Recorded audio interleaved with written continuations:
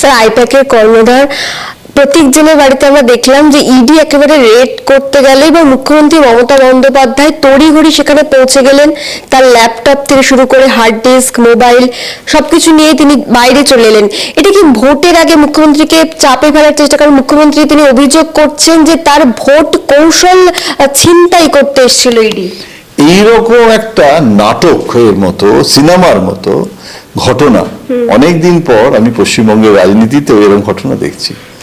এবং প্রথম কথা হচ্ছে যে ইডি তারা বিবৃতি দিয়ে বলছে যে এটা কোনো রাজনৈতিক বা কোনো দলের কোনো ভোটের বিষয় নয়, এবং এটা আইপ্যাক যারা ভোট কুশলী মমতা বন্দ্যোপাধ্যায় তথা তৃণমূল কংগ্রেসের, তাদের হয়ে মানে তারা মানে সেই ভোট কুশলীদের সাথে এই তদন্তের কোনো সম্পর্ক নেই, এগুলো ইডি বিবৃতি দিয়েও বলেছে। কিন্তু প্রথম কথা হচ্ছে মমতা বন্দ্যোপাধ্যায় যে প্রশ্নগুলো তুলেছেন যে আমি এই সংস্থাকে দিয়ে, হতে পারে সেটা সরকারি সংস্থা নয়, সেটা বেসরকারি সংস্থা, কিন্তু বেসরকারি সংস্থাকে তো আউটসোর্স করা হয় না নির্বাচনের কাজ দেখার জন্য, বিজেপিও করে, এটা শুধু মমতা বন্দ্যোপাধ্যায় করে বললে তো হবে না। এখন এই বেসরকারি সংস্থা যখন আউটসোর্স করছে রাজ্য সরকার, তখন সেই অফিসে এবং তার বাড়িতে কি কি আছে মমতা বন্দ্যোপাধ্যায় সেটাও বলেছে যে যে প্রার্থী 294টা আসনের যে প্রার্থী তালিকার ড্রাফট, সেটা আইপ্যাক বিভিন্ন জেলায় জেলায় ঘুরে সার্ভে করে একটা তৈরি করেছে কে কোথায় দাঁড়াতে পারে। এবং আমি জানি একটা নামের পাশে অনেক সময় 2 কি 3টে নাম স্ট্রোক দিয়েও থাকে। ফাইনাল যখন হবে মমতা অভিষেক বসে করবেন, তার আগে সেই তালিকাটা ওরা নিয়ে নিয়েছে বলে মমতা অভিযোগ করছেন। দ্বিতীয়ত অনেক হার্ড ডিস্ক আছে যেগুলোতে স্ট্র্যাটেজি মানে কি, স্ট্র্যাটেজি তো গোপন, স্ট্র্যাটেজি কেউ লিখে রাখে না, কিন্তু কিছু স্কিম হয়তো ঘোষণা করবে, সেই স্কিমগুলো ছিল। তারপরে এখন এইটা একটু সেন্সিটিভ ইডি হতে পারত, যেহেতু এটা শুধু কোল স্ক্যামের সাথে যুক্ত বললেও, যেহেতু এখানে প্রতীক জৈন কিন্তু আজ পর্যন্ত কিন্তু কোল স্ক্যামে প্রতীক জৈন কিন্তু এখনো পর্যন্ত কোনো অভিযুক্ত ব্যক্তি নয়, তার সাথে এটা নিয়ে কোনো আলোচনাও আমরা দেখিনি, এবং টাইমিংটা অর্থাৎ ভোটের ঠিক মুখে হচ্ছে। তো এতদিন এটা ইডি জানতো না, এখন জানলো। আচ্ছা, জানলেও এটা আর কিছুদিন বাদে করতে পারে। তদন্তটা ঠিক ভোটের আগে কেন করা হয়? ভোটের পরে দুর্নীতিটা তো ভোটের পরেও দুর্নীতি থাকে, তাহলে ভোটের পরে তখন বেল হয়ে যায় আর ভোটের আগে রেড হয়। তো এগুলো দেখলে তখন স্বভাবতই একটা কনজেকচার মমতা বন্দ্যোপাধ্যায় করছেন, এবং সেটা কিন্তু মমতা বন্দ্যোপাধ্যায়ের ন্যারেটিভ এবং মমতা বন্দ্যোপাধ্যায়ের একটা স্টাইল, যে সেখানে তিনি নিজে গিয়ে বুক পেতে দাঁড়িয়ে গেছেন। তার কারণ এখানে মমতা বন্দ্যোপাধ্যায় মানে এক শুধু নয়, মানে একের পর আরো যত ইচ্ছে শূন্য বসিয়ে সেটা হচ্ছে মমতা বন্দ্যোপাধ্যায়। কেননা মমতা বন্দ্যোপাধ্যায় আর কারোকে দরকার নেই, কারণ মমতা বন্দ্যোপাধ্যায় কিন্তু ব্যক্তিগতভাবে চুরি করেছে বা চোর, হ্যাঁ, বা কয়লা চোর, বালু চোর, এটা কিন্তু মমতা বন্দ্যোপাধ্যায় সম্পর্কে আজ পর্যন্ত কেউ এই অভিযোগ তুলতে পারেনি। বড়জোর বলতে পারে যে পার্থ চট্টোপাধ্যায়, জ্যোতিপ্রিয় মল্লিক, তারা তোমার মন্ত্রী ছিল, তুমি জানতে না, সেটা তোমার ব্যর্থতা, কিন্তু তারাও তো বেল পেয়ে গেছে। সুতরাং স্বভাবতই প্রশ্ন ওঠে যে তুমি ভোটের আগে তুমি অ্যারেস্ট করো, যদিও পার্থ চট্টোপাধ্যায় অ্যারেস্ট করার পরেও, এত কাণ্ডের পরেও কিন্তু ভোটে কোনো প্রভাব পড়েনি। সুতরাং এটা যে ভোটে প্রভাব পড়বে কি পড়বে না সেটা ভিন্ন প্রশ্ন, কিন্তু মমতা কি করলো, আমি মনে করি যে এটাও কিন্তু মমতার মুনশিয়ানা, যে একটা নেগেটিভ, একটা প্রতিকূল পরিস্থিতিকে কিভাবে একটা ইতিবাচক পরিস্থিতিতে রূপান্তরিত করা যেতে পারে সেটা কিন্তু দেখিয়ে দিল মমতা। অর্থাৎ নিজে এটাকে লড়াই করে ইস্যুগুলো তুলে, এবং কতটা কুল ছিল সেটা বোঝা যায় যে ওইটা করতে করতে বললো যে কালকে মিছিল হবে, এবং সে সমস্ত বলে তার মাঝখানে কিন্তু গঙ্গাসাগরের ইনাগুরেশন করতে সাধুদের সাথে ভারত সেবাশ্রম, রামকৃষ্ণ মিশন, সেখানে রামকৃষ্ণ পরমহংসের কথা বলছে। সুতরাং আমি মনে করি যে এইরকম একটা ইডি, সিবিআই, হোম মিনিস্ট্রি, আদালত, তারপরে এই এত রকমের বিজেপির সমস্ত উইং, RSS এর মোহন ভাগবত সব মিলিয়ে এই রকম প্রবল বিজেপির আক্রমণাত্মক যে ভূমিকা, সেইখানে সেটার মোকাবিলা করা এই বয়সে 3টে টার্ম হয়ে যাওয়ার পরে, আমি তো মনে করি যে এটা আজকে যদি বিজেপি রাজ্য কোনো নেতাকে এটা সামলাতে হতো তারা পারতেন না। সুতরাং এটাতে কে জিতবে কে হারবে সেটা তো দেখো আগামী দিনে ইভেন্ট কোথায় কিভাবে যাবে, কারণ এখন এটা আদালতে গেছে এবং আমি যেটা শুনলাম যে আদালতে এখন কার আদালতে হবে, হ্যাঁ, কেননা যে আদালতটা ওরা চেয়েছে মানে মমতা বন্দ্যোপাধ্যায়ের পক্ষে থেকে তো ঠিক আদালতটা করা হয়নি, করা হচ্ছে আইপ্যাকের যে প্রতীক জৈন তার স্ত্রী বা তার পরিবারের পক্ষ থেকে মামলাটা করা হচ্ছে, ইডি তার পাল্টা গেছে। এখন এটা কার ঘরে হবে, শুভ্রা ঘোষের ঘরে হবে নাকি অন্য কারো ঘরে হবে, সেটা নিয়েও একটা বচসা চলছে এবং সেটা নিয়েও ইডি চিফ জাস্টিসকেও নাকি চিঠি দিয়েছেন যে এটা এর ঘরে হোক তার ঘরে হোক। এখন এগুলো আগামীকাল বা আগামী পরশু শুনানিতে বোঝা যাবে। কিন্তু মমতা বন্দ্যোপাধ্যায় একটা ভ্যালিড প্রশ্ন করেছেন যে আমি বিজেপির দলে, সেটা প্রাইভেট হোক বা সেটা মানে আউটসোর্স করে দেওয়া কোনো সংস্থা যদি করে বিজেপির, তার বাড়িতে বা তার অফিসে গিয়ে without any information, without any notice, কেননা থানায় কিন্তু শেক্সপিয়ার সরণিতে একটা এফআইআরও হয়েছে যে ওদেরকে কিভাবে হ্যারাস করা হয়েছে, প্যারামিলিটারি ফোর্স নানা রকম ভাবে আটক রেখেছিল। এখন এই সমস্ত জিনিসটা এখন কিন্তু একদিকে আদালতে বিচার হবে আর একদিকে রাস্তায় মানুষকে নামিয়ে দিয়ে দক্ষিণ কলকাতায় মানে শুরু হবে বোধহয় যাদবপুর থেকে, তারপরে এসে বোধহয় হাজারাতে থামবে, তার একটা পথ পরিক্রমা এবং সেটা আন্দোলন। মমতা বন্দ্যোপাধ্যায় হচ্ছে যে কোনো সময় মানে আজকে বলে কালকে একটা রোড শো করছে, তো সেটা বিজেপি পাল্টা একটা করে দেখাক, তার মানে কি বিজেপি সেই সাংগঠনিক শক্তিটা নেই, সেইখানেই কিন্তু বিজেপি মানে হেরে যাচ্ছে।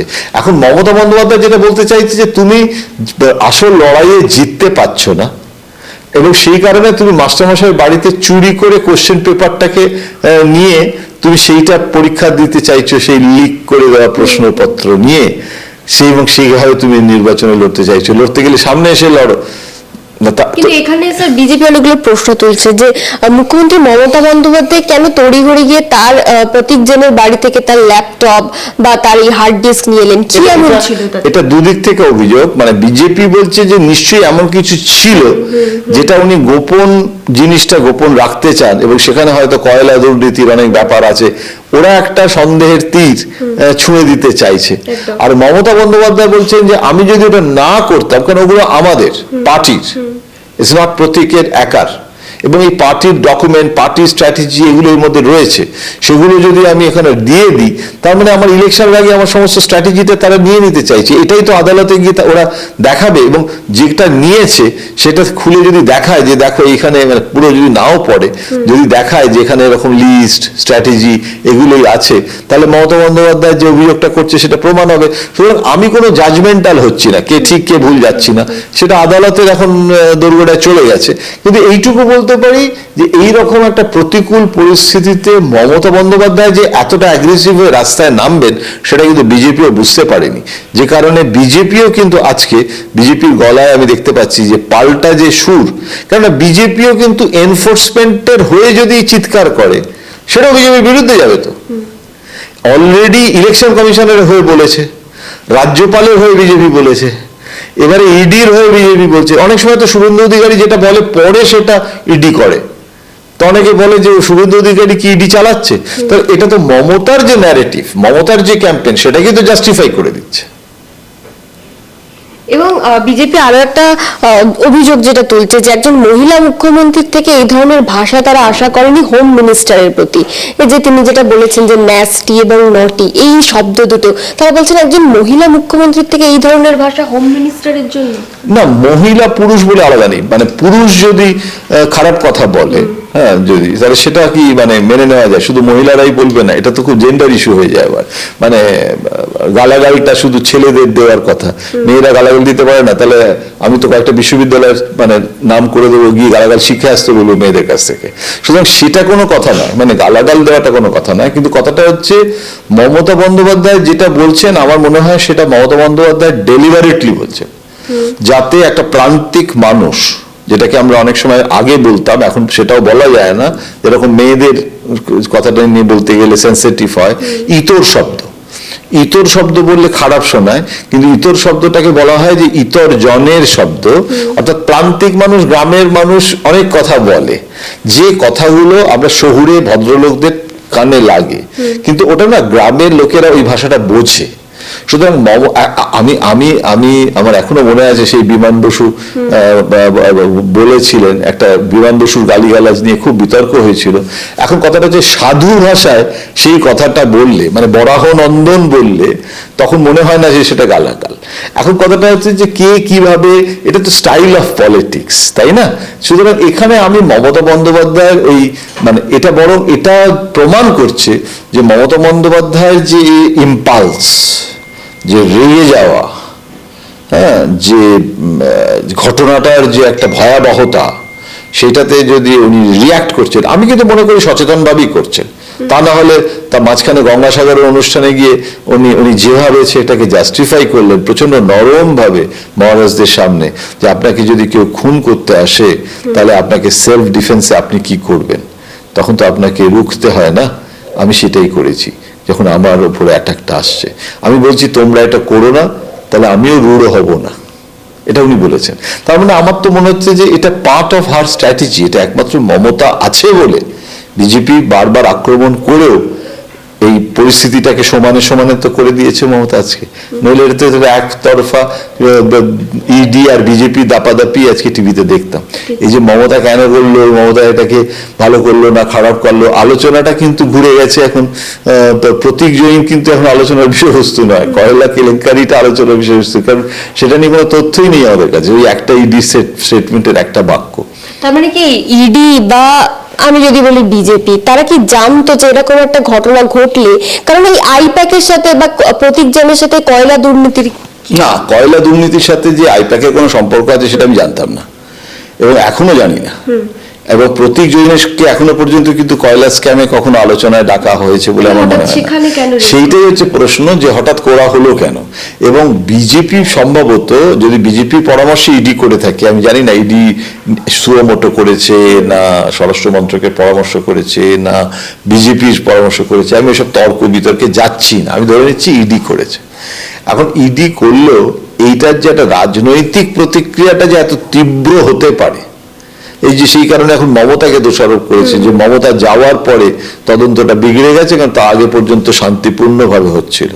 মমতা বন্দ্যোপাধ্যায় গিয়ে কাগজপত্রগুলো নিয়েছেন এবং সেখানে প্রশ্ন তুলছে যে তুমি এনফোর্সমেন্টের একটা কেন্দ্রীয় সরকারের সংস্থা, তারা যখন তদন্ত করছে তখন মুখ্যমন্ত্রী সেই ফেডারেল সিস্টেমের অঙ্গ, সে গিয়ে তার আরেকটা সরকারের এজেন্সিকে বাধা দিচ্ছে, এটা অসাংবিধানিক, এটাই তো বলছে।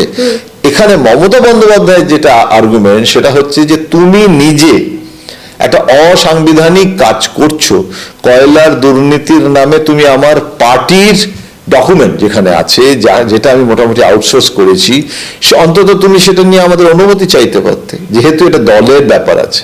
যেখানে দলের ব্যাপার নেই, কোনো একটা ব্যক্তিগতভাবে তুমি রেড করেছো, মমতা বন্দ্যোপাধ্যায় তো পার্থ চ্যাটার্জির জন্য তার বাড়ি যায়নি, এখানে গেছে কিন্তু তার কারণ তার দলীয় কর্মসূচি আছে বলে, তো সেটা তো বুঝতে হবে। সুতরাং দুদিকে আর্গুমেন্ট এবং কাউন্টার আর্গুমেন্ট আছে। I don't want to be judgemental today, কেননা দুদিন বাদে শুনানি আছে এবং মানুষ এটাকে পক্ষে গ্রহণ করছে না বিপক্ষে গ্রহণ করছে। আমি সবসময় যে কথাটা বলি, প্রণববাবু শিখিয়েছিলেন আমাকে কথাটা, যে test of the pudding in it's eating. খেলে বোঝা যাবে যে পুডিংটা মিষ্টি হয়েছে, সুস্বাদু হয়েছে কি হয়নি। ভোট এলে মানুষ কাকে ভোট দেবে তখন বোঝা যাবে এই সমস্ত, যে এটা কার পক্ষে গেল আর কার বিপক্ষে।